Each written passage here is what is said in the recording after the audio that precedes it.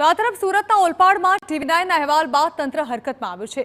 કિમમાં block drainage line ખુલ્લી કરવાની કામગીરી શરૂ કરવામાં આવી। કિમ ગ્રામ પંચાયત કુડસદ ગ્રામ પંચાયતની ટીમ દ્વારા કામગીરી હાથ ધરવામાં આવી। માર્ગ મકાન વિભાગની ટીમ પણ આ કામગીરીમાં જોડાઈ। જેસીબીની મદદથી કચરો અને કાદવ બહાર કાઢવાની કામગીરી હાથ ધરવામાં આવી। વરસાદ પડતા સમગ્ર વિસ્તારમાં ગટરના પાણી ફરી વળ્યા હતા।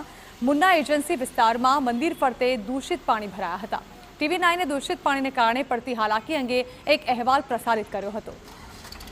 તો મંદિર ફરતે દૂષિત પાણી ભરાતા દર્શનાર્થે આવતા ભક્તોને હાલાકી પડતી હતી। સાથે જ સમગ્ર વિસ્તારમાં ગટરના પાણી ફરી વળતા રોગચાળાનો પણ ભય ફેલાયો હતો, જે અંગે સ્થાનિકોએ પણ ફરિયાદ ઉઠાવી હતી। ત્યારે ટીવી9એ સ્થાનિકોને પડતી હાલાકી અંગે અહેવાલ પ્રસારિત કર્યા બાદ તંત્ર દોડતું થયું અને કામગીરી શરૂ કરવામાં આવી।